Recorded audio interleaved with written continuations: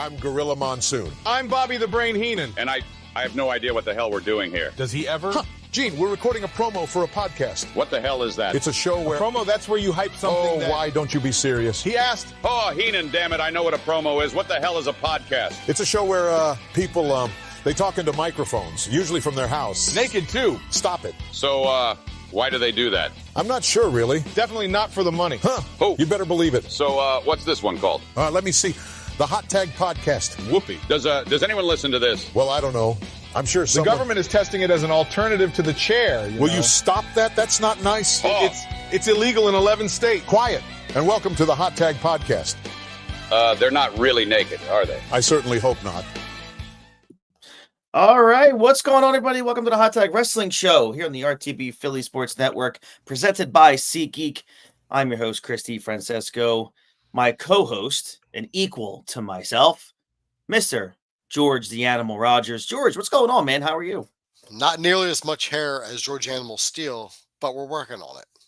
Well, look, I mean, you have more hair in your head than he had, so. Yeah, but I don't have nearly enough hair on my back that he did. No, I don't think many. I think many functional humans don't. The two of us combined don't, which is saying something because you're Italian, so I assume you're just hairy all over. That is incorrect. The Polish Irish of my side of the family attacked me because my dad is a bear. But let's see, I'm the oldest of 3 boys in my family, and none of us got that genetic of my dad. So, it took me. My dad probably had like a full-fledged beard at 18. It took me like 26 years to get a beard. So, and that's not even full-fledged. I know. I just look remember at that, and I'm just like, oh, that's cute. Chris is trying to get facial hair. I know, right? I know. I remember my dad when he was in his mid-20s, so I would have been like 8, and I remember vividly he would shave at 9 o'clock at night.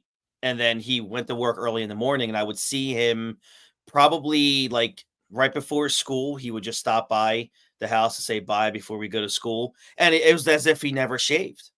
And I was always like, what? This is going to be me one day. Yeah, 20 years later. Barely. I know, right? So you're like you're kind of like that episode of Beavis and Butthead where they cut the hair off their head and glued it to their face. That's right. Impress them. It's like, hey, look at our beards. That's correct. Maybe it'll get us laid. But yeah. Other than that, George, man, how you been? What's going on? It seems like with the Philly season over, as abrupt as it was, but expected from my end. Expected from my end too, because I'm just a jerk. I know. It's okay. That's why you're sick, asshole. Yeah. And then, I haven't really shown my face too much on this network other than this show. Because, sometimes doing the sports stuff, it just brings so much stress, doing these things. But, what's always been there for me, since I was 4 years old, man, is talking pro wrestling, just loving wrestling. And I'll tell you what, I don't watch a ton of the current product right now. I catch up, I keep up with it, but it's just nothing that's really grabbed me at all, which is weird. It's not from I don't want to. I just have so much going on right now that it's really hard for me to sit down and watch the shows. But again, I do keep up with it. I'm really happy that Roman Reigns is back, and it seems to be on a full-time basis, which is awesome. I thought the product needed that. But I'll tell you this, man, it's what I love about wrestling is you can just, like we're doing here, you can plop yourself in any era on the WWE network and just be enthralled with it and stick with it. The reason why I wanted to do this Monday Night War, rewind, George, was, and you and I talked about this, I wanted to go back into this with a fresh perspective as if I've never seen it before. How am I reacting to these shows, right? And I'll tell you, and I sent you this text a couple days ago. As bad as some of the WCW shows are, in 90, obviously in 95, all of them, till 2001, I'm now into the end of summer of 96. Now, when my wife goes to bed at night, I don't sleep that well. So when my wife goes to bed at night, I'm just putting on Peacock and I'm watching Monday Nitro. So, and I almost feel like I put myself back 25 years ago. I feel like I shorted myself from only watching WWF because, man, I understand that the product WCW, you and I talk about this, can be so discombobulated almost with each segment of the show. Yeah. But what I do love, even watching it now, because I'm watching the show, and a lot of these shows, I would only go back and watch bits and pieces. I would never sit from opening credits to the end credits of these shows like I do now. What I love about WCW, even in 2024, is, dude, like, as discombobulated as it was, I felt like it was sometimes a benefit to Nitro because as a fan, I had no idea what was happening. It was a car crash, and you had no clue what was happening, who was coming out, who was doing that. And like I felt like for the most part, the crowds were always into it. And do you kind of feel the same way going back and watch these Nitro shows, or are you of the mindset, well, man, this was just bad? I look at it as like these are some episodes I did watch a little bit, but 30 years later, memory isn't what it used to be. So a lot of stuff is forgotten. Plus, with everything that I've been watching, especially when I stopped watching and I was kind of full-fledged in the WWF, especially after WCW went under, Yeah, I forgot about a lot of that stuff. Yeah. Because the other stuff was just so good that it overshadowed it, so you forgot it even. So it was like it never happened. So go back and watch these now. I'm seeing stuff. I'm like, oh, I remember seeing this, or I remember hearing about this.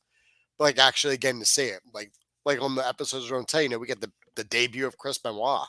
Yeah, like which is massive. It's like because then you look at it, you're like, oh, like this is where the world basically met Chris Benoit. Right. And you're kind of seeing it. It's kind of like See, I got like a bit runny nose. It's okay. Kevin and I, my roommate Kevin, a few months ago, we started watching some like Three Stooges shorts because they're up on Tubi, which is amazing because like finally like they're somewhere. That's great. And a lot of stuff you're seeing it, you don't realize like this is the first time like this joke has been done or like this running gag has been done, or like not even been done, but like been broadcast. Because even back before then, there was like the old like vaudeville stuff, which wasn't televised because there wasn't television back then. But like, I had that same feeling like when I'm watching older Nitros, like, oh, this is the start. This is where this started. This was the genesis. Like, this is the episode that, where Bischoff started spoiling Raw or like or this, that, or the other. Like, you can like pinpoint like, oh, like this is where it all started. And it's the same thing over on the other channel too. Yeah, and it's so cool. We think, oh, Mr. McMahon, the Attitude Era, getting his ass kicked was like this big deal. Yeah, dude, in 1996, Bischoff's getting powerbombed through a stage, and it's like God. What's so cool, the current wrestling fans just think Bischoff just runs his mouth for the hell of it. They don't actually take the time to stop, eating glue and going back in Peacock and watching WCW in its early tenure under Eric Bischoff. Bischoff, man, what an innovator he was. Some of it sucked, but that dude was throwing shit against the wall before Vince McMahon was. Like, he tested those boundaries almost immediately as the president of WCW. And for people to sit there, even the AEW, softies there. There's a lot of things I want to say. A lot of the AEW fans and the dirt sheets that act as if, they know more than Eric Bischoff. Man, go back, do yourself a favor, watch old, 95, 96, 97 Nitro, and just look at the innovation of Eric Bischoff. Honestly, do it. Because I was always under the impression growing up, like it was Vince, and he created it all. He's the reason for a lot of what happened. No. Eric Bischoff, man, forced the behemoth Vince McMahon to change everything he ever knew about the wrestling business and everything he ever wanted to do in the wrestling business. And I love Bischoff for it. And did a lot of it suck? Yeah, looking back, of course it did. but the stuff that worked changed everything forever. It really did. It was all trial and error. Like you had to try something to see if it was going to work. You can't just write something down and immediately know, oh, like this is going to hit. This is going to hit. This is going to hit. That was Vince's problem in the 90s. Right. He just assumed that whatever he put down or whatever he did, that was going to be gold no matter what. Bischoff's like, all right, this might work. Let's see what happens. It doesn't work. All right, fine. We won't fucking do it anymore. So we'll do something else. We'll do something else. Yeah. And that's the thing that a lot of the IWC, they don't realize. It's always like, oh, Bischoff, like, what have you done? Like, all you ever did was, do WCW and then like run one storyline for years and get run out of business. I mean, yeah, he did. Like the NWO storyline obviously ran way past its shelf life. Of course. And then even then, people are like, "Oh, well, you just ripped off something in Japan." Well, you didn't fucking know that until the internet came along. So stop acting like you know everything when you don't. But like, Bischoff cut a promo in 2002. It was his debut on Raw, and it was like I don't want to say it was a shoot because obviously everything was well thought out. But he said stuff where like it comes off as like, I know he's just he was a big blowhard. But then when you realize like he was 100% right in the promo, Mm-hmm. He says like, I'm the guy that forced Vince McMahon to change the way he did business. Mm-hmm. That's not just grandstanding. It was 100% accurate. Absolutely. There was no lies told. That's why WCW was able to beat WWE for those 83 weeks. Right. Because Vince refused to change the way he did things. When Vince turned the dial, oh yeah, it was like, all right, so here's what Bischoff did. Well, here's what I'm doing, and I'm turning it up to 11. Mm-hmm. So, like once Vince changed, like that was it.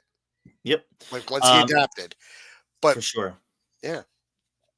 All right, so we are in week 6 of the War Room, which is a retrospective weekly, in order rewind and rewatch of the Monday Night Wars. So let's kind of get started here. We are covering. It's crazy. We're doing this live. I'm happy we didn't record it. We're doing this live on the actual 29th anniversary of both of these shows, George.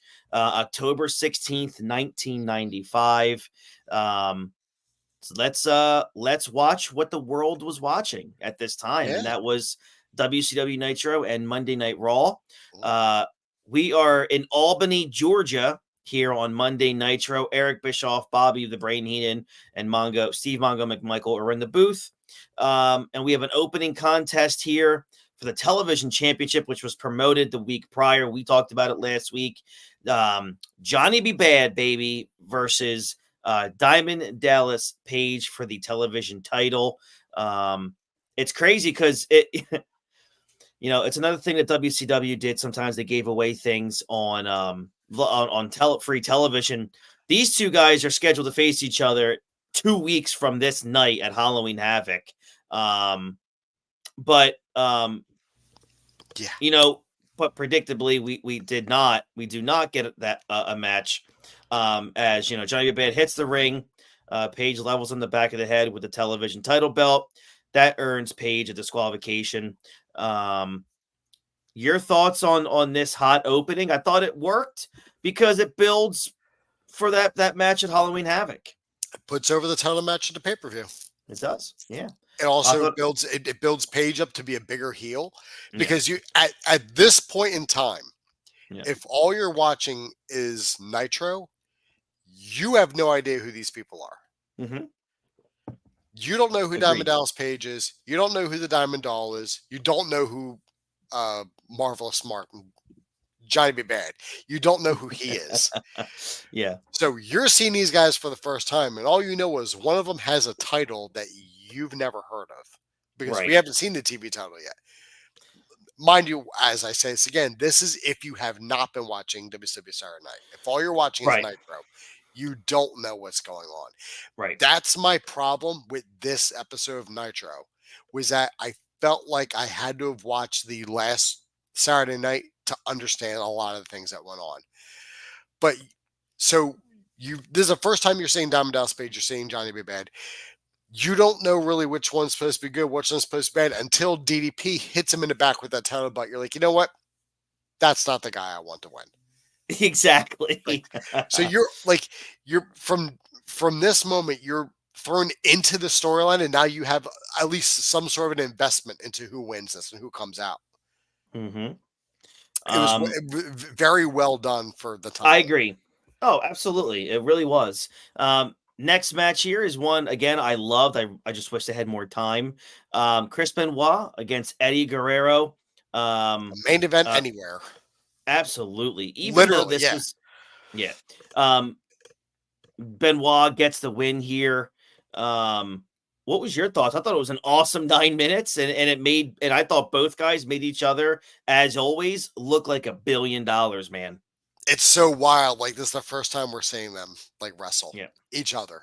If you didn't see ECW, in which they didn't have a TV deal at that time, so chances are you didn't, unless you were a basement dwelling tape trader and you've been to the Indies, this side the other. But once again, on TV, it's a broader spectrum. The world is seeing it for the first time.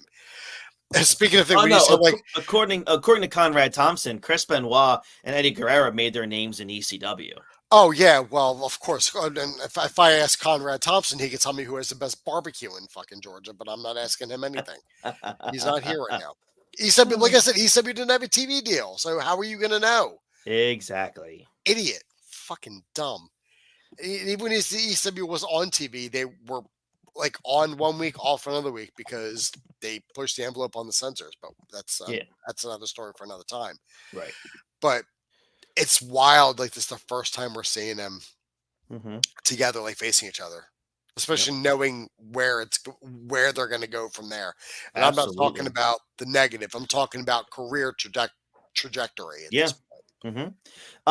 We had also already seen, Malenko at this point as well. So it was clear, Bischoff did say, this was WCW looking to establish that innovative, revolutionary cruiserweight division. This is why he brought in Eddie Guerrero, why Chris Benoit was coming into the promotion at this time. And then we get to one of my favorite things, which is I forget what we were calling this when WCW talks about WWF. Shots fired. That's right. This is a shots fired aspect here, where if you called 1-900-909-9900 to find out which WWF official left the company over the weekend and how one of their superstars got in a fight with a fan at a parking lot and got his ass whooped. Obviously, for those of you who don't know, those two events were Bill Watts quitting WWF and Shawn Michaels getting manhandled by a bunch of U.S. Marines in Syracuse, New York. He makes it seem like Shawn got beat by one guy. Shawn got beat by like 10. Yeah, it was bad. The fact he's alive is stunning. and in that whole thing, wasn't that whole thing kind of instigated by Bulldog? Correct. Didn't he like instigate that fight? Yeah, he did. And then didn't help. Well, he's part of the Hearts. And they're Canadian, and he's British. He doesn't care. Listen, if they were Shawn would have had it worse if they were in Bahrain. Yeah, so. Sure.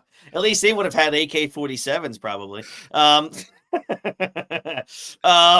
So how crazy is that, man? Like they're making fans pay the WCW hotline to rat out WWF storylines. How cool was that, man? They're making money off of WCW or off of WWF news. It's great. It's great. Like, it's so innovative at the time, but then you look at it, it's like this is scumbag. It really is. Like now, like 30 years later, being the kind of advancements of where we are, this would be like Tony Khan tweeting out, "Hey, guess which wrestler just got released or didn't get re-signed, and I'm going to sign in 3 weeks," or some shit like that. It's so true, man. How them Jags doing, Tony? Yeah, clowns. 1 in 5 Jaguars. Good job, president of football operations or head of football operations. All right, the next GM of the Jaguars is going to be AEW World Champion John Moxley. It's gonna be Aubrey Edwards. Oh God. Gene Okerlund interviews the Giant and Kevin Sullivan. Sullivan says that after Halloween Havoc, Hulkamaniacs will switch their allegiance to the Dungeon of Doom. I don't care how much LSD you're doing, you ain't switching sides of the Dungeon of Doom. Listen, how would you not want to join the Legion of Doom? Or not the Legion of Doom, Dungeon of Doom. How would you not want to join the Dungeon of Doom? They have such heavy hitters like Kamala, the Shark. Yeah. Brutus. All now I'm in once you tell me Brutus is part of something. These are all heavy hitters 10 years prior. Yeah, I know. Or never if you're Kevin Sullivan. The Giant. Dave Sullivan was more over. Yeah, I know. The Giant warns Hulk Hogan that he plans to push him off the roof in their monster truck match. He also puts his hand over Okerlund's face to showcase how big he is. It's crazy that, we're a couple weeks away here from the death of Paul White. It's crazy on live television. Only for him to resurrect himself for Monday Nitro. As the Big Show. It's so weird. Like he put his hands on like Okerlund's face, like that was supposed to be amazing. It's like, listen, I watched your dad choke Bob Uecker at WrestleMania 3. You're not impressing me much. That's right. Shania Twain would once said. Yeah. So what? You're the Big Show. That don't impress me much. Oh, so you're a heel today. That don't impress me much. The Disco Inferno comes out and dances in front of its entrance as, this is such a weekly thing, and I love it. He starts running. But he was a nobody. That's right. He doesn't know anything. You were just a hanger-on or Glenn. Yeah. He's the only consistent person to have shown up on Nitro so far. I know. Running away once Ming makes his entrance. McMichael speculates that if Disco did not run away, that Meng was about to shove a golden spike up his ass. Bischoff cuts that off as soon as possible because I'm sure Turner executives were not going to enjoy that. God, Mongo was so terrible. He was just, his jokes were just so bad, and they didn't make sense half the time. Heenan was the only professional person on that. Oh yeah. Everyone else sucked. Like, why wasn't Shivani calling Nitro right now? I agree. Oh God. Next match here is Ming. He beats Hacksaw Jim Duggan with a submission hold at about just or under 2 minutes. Man, I'll say this: regardless of what's going on here, Hacksaw was over. They love this dude. His gut was hanging over. He's a man. He's just a brute. Fat. He hates fat. Scott, you should have had Scott Steiner come out and just scream at him for 5 minutes. Oh my gosh. Wearing shorts. WCW Hulk Hogan and Jimmy Hart. They're on a taped promo here where Hogan likens himself to being Don Corleone and says he is more powerful than any promoter on earth. Hart. Well, you worked yourself into a shoot, brother. Yes, you did. Jimmy Hart tells Hogan that he is worried about Halloween Havoc. Hogan tells him to be quiet because he is going to tear apart the Dungeon of Doom one by one. And then, of course, 5 times over, maybe even 6 times, he calls the Giant big, nasty, and stinky. Ugh. Hulk Hogan, ladies and gentlemen. It felt like I should have turned it into a drinking game. Like, how many times is Hogan going to say stinky to a shot? Oh, we wouldn't be doing the show because you'd be dead. Doing a shot of his Real American beer. I do want to try it. You kind of have to, right? You have to try it. I feel like if I'm going to do it, then I need to like chase it with Austin's Broken Skull Lager. Oh my gosh. Yeah. Right. That's actually good. That's actually really good. I expect Stone Cold to know beer. Correct. Just like I expect Snoop to know the best strains of weed. That's correct. You go to the experts. Yes. Yes. I was gonna say something really bad about Hogan, but I'm gonna not say it. Oh, you can't just tease the fan, Chris. I can't. I can't. Turner executives are listening. Yeah. We get to the main event here. We're very rapidly at the main event of Monday Nitro. Ric Flair and Sting defeat Arn Anderson and Flying Brian Pillman via countout at 6 minutes and 50 seconds. Sting didn't show up at the beginning of this match, forcing Flair to wrestle this as a handicap match. But when, the heels do finally take over, when Anderson and Pillman just get an uncontrollable beatdown on Flair, Sting comes out. He decides that Flair is legitimate with him, is straight up. He comes out, makes that big hot tag. Sting just annihilates Anderson and Pillman for almost 3 minutes straight, causing the heels to get out of the ring and try to do get better. Out of Dodge, as they used to say. Get out of Dodge, as they say, and just focus on Halloween Havoc and getting there safe and sound. What was your thoughts on that main event? Listen, this is where my problem comes in. Mm-hmm. Because if you watch the previous Nitro, Mm-hmm. which we did, obviously, we reviewed Mm-hmm. it. The big question is it's things like, oh, I don't need a partner. I'll take him on, be a handicap match. So that, we think going from last Nitro going into tonight, excuse me, it's going to be Sting, or not, it's not going to be Sting. It's going to be Flair against Arn and Pillman in a handicap match. Mm-hmm. The show opens up. Oh, is Sting going to be Ric Flair's partner? It's like, where is this even fucking coming from? This is coming out of nowhere. But then the show, on WCW Saturday Night, Flair asked Sting to be his partner. It's like, this is the problem. Because if you didn't watch Saturday Night, you have no idea. You're lost. You're like, what the hell do you mean Sting? Where is this even going? Yeah. I'm like, you're how many right. fucking things is Sting involved with right now? He's teaming All with of it. Flair. He's trying to be a fucking peer mediator for Lex and Mach. And he's the U.S. champ. Yep. He's a franchise. He's got to be everywhere. You get one thing, Sting. You get one thing. Stop trying to do so much. That roster's so deep with talent that anybody, Flair could have had anybody. He could have had Chris Benoit as his partner. Right. That's what he should have done. That's right. Here's what he should have done. Oakland interviews Flair and Sting. Sting says that he admired Flair's guts early in the match, and that is why he came down to help him. They high-five each other. They vow to destroy Arn Anderson and Brian Pillman at Halloween Havoc. Tune in. Then they tell you to tune in next week to see Sting and Lex Luger face off against the Harlem Heat. Alex Wright and Eddie Guerrero will go up against Benoit and Malenko. Damn. Oh. And then Hulk Hogan will also be there in some form or fashion. Thanks.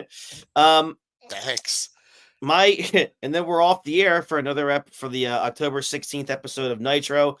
I mean, look, if I had to wrap this one up in a bow, I thought, and I said this to before we hit go live here, the crowd, man, from the start of the show to the end was just electric. Which did a great job building 2 matches for Halloween Havoc. I thought the Benoit Eddie match tore the house down, although obviously they didn't get super amount of time. I thought the main event was very flat, but the crowd went nuclear, to take a word from our buddy Dean. That crowd went nuclear when Sting hit that ring. Crowd was hyped, man. Yeah, so overall, I actually thought it was a pretty good show. What about you? It was probably the best, or at the very least, the most cohesive episode of Nitro since we started. I agree. All right, let's make our way over to the competitor. That is the World Wrestling Federation, which at this point, for over 50 years, was a revolutionary force in sports entertainment. We are once again for the 9th. Yep. It forever will be. We are for about the 80th week in a row. We are at the Grand Center in Grand Rapids, Michigan. Your hosts are Vince McMahon and Jerry the King Lawler. The show starts off hyping tonight's Bret the Hitman Hart versus Dr. Isaac Yankem steel cage match. We hear from both men who are inside of the cage for this package, which I always like that inside the cage promos. Oh yeah, I love kind of them. miss those pre-match. There's like pre-taped segments. Like those vignettes. Yeah, yeah. I miss them. Yeah, me too. We also hear from Jerry Lawler as he hypes up his protege in Isaac Yankem. Lots of awful dentist puns here. Just not good whatsoever. I mean, I at this point, I'm just so done watching like Doink the Clown and Dr. Isaac Yankem, and I can just flip over to the other side and see Shark. Yeah. Opening match here, but before we get to that, what was your thoughts on that opening promo? I thought everything was good until we get to the stupid dentist puns. But again, I like opening up with a huge vignette, hyping up the main event of your show. Good. I mean, it's a good little hype package. I mean, like Jerry Lawler should probably be taken to The Hague and put up against war crimes for those puns because he just couldn't fucking help himself. Yeah. Soon. That's coming next. It's coming up next week. But also, as I'm watching the opening, like the opening intro for Raw, I just realized that they use snippets of that in DX's entrance music or in their entrance video. I was like, you're right, they did. I wrote that down. The cops running in my and notes. Like the people like beating on the fence. Yeah. That's all from the DX entrance video, and it's from this intro to Raw. Yeah. Mm-hmm. I like realized I'm like, son of a bitch. Like that's why that looks familiar. Yep, very much so. All right, we get to the first match here. Triple H, Hunter Hearst Helmsley versus Doink the Clown. Vince does remind Jerry Lawler that Gorilla Monsoon promised to put him inside the shark cage that will hang above the steel cage should he try to interfere. We get to the match now. Get near the end. Vince says that Helmsley will face Fatu at the pay-per-view as Helmsley hits a suplex for a near fall. Doink escapes from a sleeper hold, then surprises Helmsley with a small package for 2. Doink uses a backslide for 2 and hammers away, but Helmsley ducks the crossbody and puts Doink away with a really good-looking pedigree. The match ends at just under 4 minutes.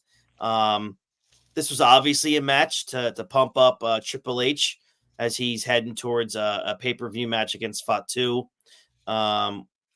I mean, the real news here was learning that something had happened to Shawn Michaels, but if you had called 1-900-909-9900, you would have already found out what that was, because this would also be the last appearance of Ray Apollo as Doink the Clown for a long time.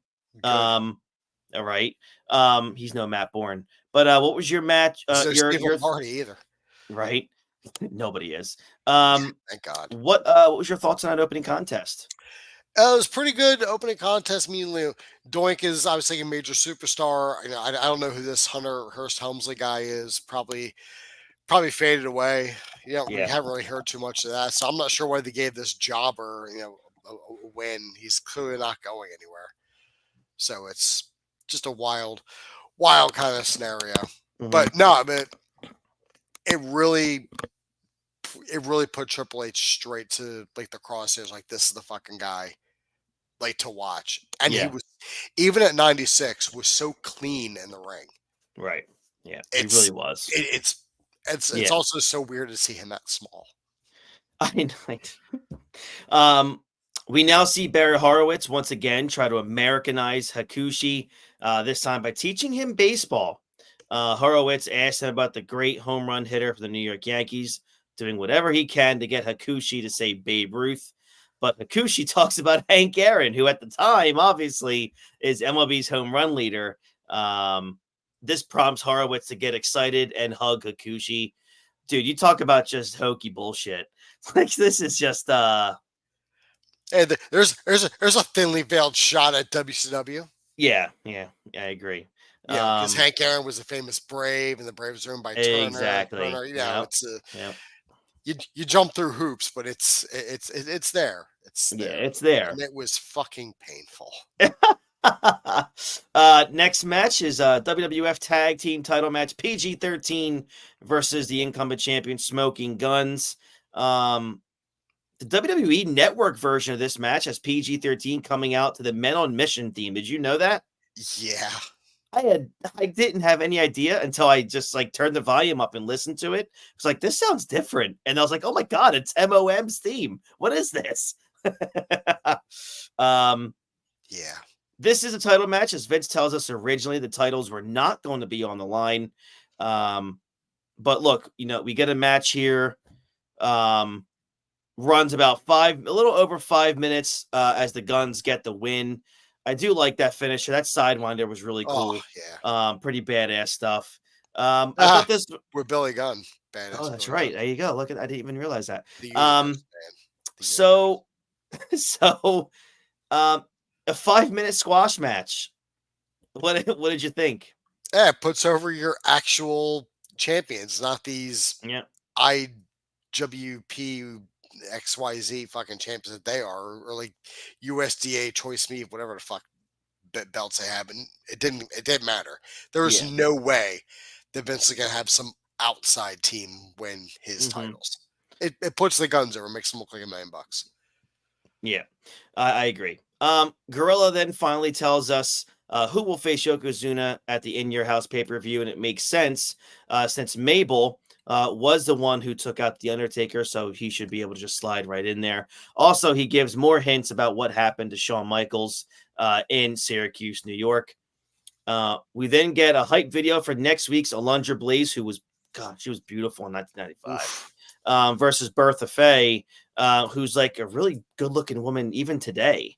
If you guys can find her on Instagram and I think Twitter as well, or X. This wasn't exactly a feud that, would set Raw on fire. But look, these two are the entire division. So this is the only thing we're going to get when it comes to women wrestling here in 95. From earlier this week, we get an interview with Jim Cornette and British Bulldog that is conducted by the one and only Doc Hendricks. It's from a Superstars taping. I'm not sure when it would have taken place, but Bulldog is asked about pinning Diesel last week. Cornette answers and says he wants Diesel to realize what will happen at the In Your House pay-per-view, and goes over the history with Bulldog suckering Diesel into being his partner, and all champions ducking Bulldog because Bulldog causing Bulldog to turn his back on his former friends. Cornette then vows that Bulldog will finally become champion and nothing will stop him from achieving his goal. Yep. Doc interjects himself and how Yokozuna was the reason Bulldog pinned Diesel last week. Bulldog angrily tosses off his jacket and tells Doc he lacks respect, I guess, for telling facts, just like these fans, before promising a title win, which we probably know where that's going to go, because that doesn't go around the waist of the British Bulldog. Nope. Never. So, look, the interview was okay. I didn't think it was a good way to build to the title match, because this title match was just as cold as ice. Nobody cared. Yeah. What was your thoughts on this? Just no one cared. No one cared. Unfortunately, that's a problem. Just nobody really gave a shit. Cornette should have ended it by saying, thank you, fuck you, bye. Yeah. That's true. Do something else. We get an Ahmed Johnson honor video package. Oh, thank God. Before Kurt Angle, there was Ahmed Johnson. Yeah. That's your comparison. Vince prefaced this by saying Ahmed had his values all together long before there was a 1,000,000-man march. That's what he said. Good Lord. Yeah, yep. he did. Vincent Kennedy McMahon. Now we get to a really just probably the best part of Monday Night Raw of 1995. Dean Douglas versus Joe Dorgan. For those of you who don't know, Dorgan would later go on to become an even better version of himself called Johnny Swinger. Take that with what you will. Good. So we got two future ECW guys facing off. Yeah, that's right. And Johnny Swinger was a late edition ECW. During the match, Vince McMahon talks about the Shawn Michaels incident. He talks about Shawn being the victim of an unprovoked attack in a parking lot outside of a nightclub by 10 thugs. Lawler doesn't believe this and that Shawn ran his mouth, but a somber Vince, because Lawler was probably partially right, but a somber Vince says that was not the case, and Shawn was repeatedly battered in the face and lost consciousness after being pulled from a parked car. Accurate. Vince is trying to reach Shawn Michaels via telephone, but then we hear Shawn as Douglas beats on Dorgan. Shawn says everyone is after him both inside and outside of the ring, but promises not to quit like everybody else does. And will be at the In Your House pay-per-view right as Dean Douglas gets the pin on Dorgan. Look, to be fair, this match was just a backdrop for Shawn's phone call so we can hear what happened. But man, what was your thoughts on this whole thing? Just another way that Click was sticking it to Shane Douglas. Yeah, I appreciated that. So screw you, Dean, and Dean. Doc Hendricks is in his Slam Jam studio to shill the Two Dudes with Attitudes t-shirt. You're damn right he is. That cost one size fits most. Yeah, that cost $20 plus $3.95 shipping and handling. You also get the free classic VHS tape that has been shilled for weeks as a throw-in with the merchandise. That's crazy. Because they just can't get rid of it. They just can't get rid of them. Now we see the shark cage in front of the announcer's desk, and it's getting rigged to go up in the air in case Lawler tries to interfere. The hosts run down the pay-per-view card coming up, and boy, does it look underwhelming on paper. We hear from Paul Bearer as he talks about Mabel and Yokozuna crushing the Undertaker's face. Not only might never look the same again, but also never be the same again. However, Bear believes the Undertaker will return soon to get his revenge on both Yokozuna and Mabel, and that they will both never be the same again. They're both dead, but probably the best thing on this show, to be honest, was this Bear promo. What was your opinion on that? It was just a promo. I know, but to me, it was the highlight of the show. I mean, it's funny because it's funny just knowing where it's going to go. It's going to lead to Taker come back with a Phantom mask, which I love, by the way. Which was great, but I loved it. I know. It's shocking to me that Mabel stayed employed for so long, considering how reckless he was. Oh my gosh, I know. Well, if you ask Bret Hart, it's just crazy that Seth Rollins still has a job. There's a video for next week's 20-man Battle Royal where the winner will receive an Intercontinental title shot. And then we get to the main event. Steel cage match, Dr. Isaac Yankum DDS versus Bret the Hitman Hart. This baby went just over 15, almost 15 and a half minutes, actually. And I thought, other than Bret, this was awful. I mean, just bad. I mean, they always say Bret can do wonders with a broomstick. Well, that night, I think Yankum was a broomstick, and Bret couldn't get that one over. And you could say, he wasn't Kane yet. No, that's true. I agree. But I will say, dude, you could see during that show, I don't know if you paid attention, the crowd was leaving. Yeah. During the main event. I was like, whoa, I couldn't even believe it, to be honest. Yeah, it wasn't a good show. There's no why even stick around? I know. The world champion isn't there. Shawn Michaels isn't there. Bret's facing Isaac Yankum for the third time. Yep. People love Bret, but you got to give him a good opponent, or people don't give a shit. I know. I agree. That's just the way he was. He was a great wrestler, like Sean says, but he wasn't a sports entertainer. And it is what it is. The match, I thought, had just zero heat, much like everything else on this show. At one point during the match, they panned out, and you could literally see a ton of just empty seats. It just did not look good. I I will say this to you though.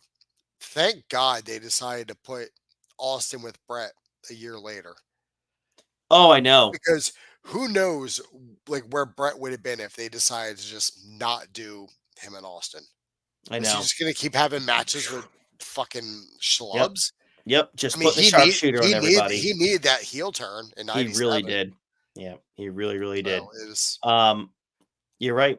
After the break, Vince tells Lawler there are problems with the cables and cannot get them down right away.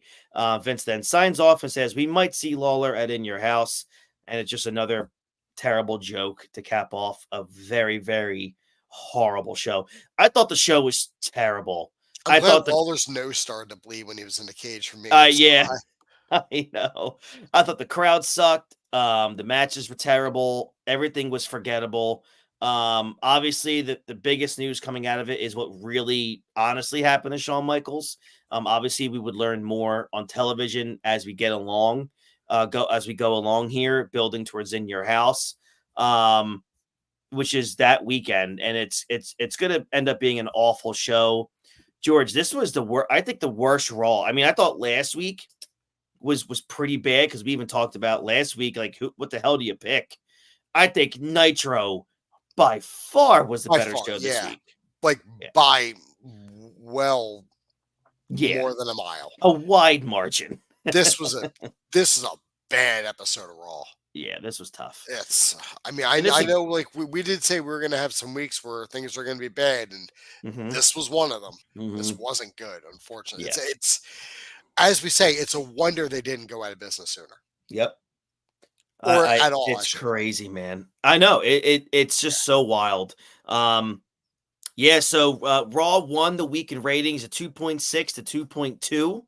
Didn't deserve it. Definitely not. So, we're gonna be on here, we're gonna watch these shows, and we're gonna be as honest as possible. So don't think we're just shills for WWE. All of us I am, but I am too. I mean, again, I've admitted that growing up, I wouldn't watch WCW because I wanted to watch WWF. That's what I am. Even today, you're Shill Shillington. Yeah, I'm Shill Shillington. That's right. That's me. But that's the thing. But now I can go back, and I enjoy WCW a lot more than I enjoy WWF in this era. Yeah. Obviously, that'll change as we get into 90. Late 97 into 98, 99, obviously on and on and on. But 95, 96, and a lot of 97, probably to the end of 97, with WCW was just so much better. And we're going to get into that as we keep going week to week. Next week's show, which will be the Monday, the 23rd of October. Nitro does win in the ratings by a slim margin. I'm looking forward to talking about that. Will be the week. So next week will be the go home episode for WCW, leading into Halloween Havoc, 1995. On the other channel, it's the Raw following In Your House. So storylines ending, storylines beginning. A lot to talk about as we now get to the end of October here. Next week, George and I will probably also let you guys know what's going to be, as if you never saw it before, we will preview 1995's Halloween Havoc pay-per-view. And then that following week, we will review Halloween Havoc. We'll go a quick review as we start to talk about that Monday Nitro, but we'll go back and at the top of that episode, and we'll talk about what did happen at Halloween Havoc 1995. Same thing next week. We'll let everybody know what happened at In Your House. So, we're not going to do the pay-per-views individually. We might do some. We'll talk about that. But the Nitros and the Raws after pay-per-view, we will talk about those pay-per-views. I mean, it's only fair. We have to because we've been talking about these storylines each and every week. We'll let you know how they ended. All right.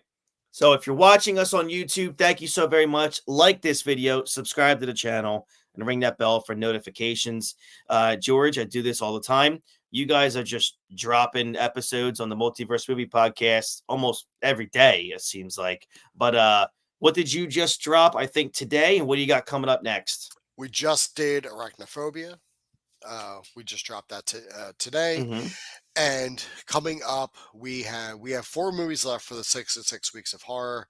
Not starting, but continuing on next week with Scream 2, and then after that we have Friday the 13th Part 3, Wes Craven's New Nightmare, and we're ending it with Halloween 6. Unfortunately, I'm all over that. I can't. Well, wait. I'm gonna make you watch it, Chris. I'm gonna make you. I Watch will. I will watch it. I'll watch it. Yeah. All right, guys. Thank you so very much. This has been the War Room, week 6, and both George and I think that by a mile, not even close, WCW Monday Nitro defeats Monday Night Raw on this one. Like there was no second place. It was that bad. Yeah, it was just there was only what the world should have been watching that night was only Nitro. So. The second place winner was the Monday Night Football match of the Denver Broncos versus the Oakland Raiders, which they won 27-0. Wait, that was the game? I was literally about to look it up. I looked it up when you're like what the world is watching. I'm like, what was the Monday Night Football game that week? And it was the Broncos versus the Raiders. Oh, I'm looking at it right now. Holy cow, that's crazy. Let me see. And the Raiders were like 5-2, so it's like why? They were. That's wild. A lot of Jason Elam field goals. you damn right there was. That's hilarious. All right, everybody. Thank you so very much. We will be back here next week. Looking forward to covering again the War Room week 7 here on a rewind, rewatch, whatever you want to talk about. Get a time capsule. Go back and watch Monday Nitro, Monday Night Raw, and we're covering it in order. So it's pretty awesome. I just love doing this. George, thank you very much, man. I really appreciate it. Thank you, sir. All right, everybody. We hope you have a great rest of your week and weekend, and we'll catch you all down the road. Have a great one, everybody. Take care.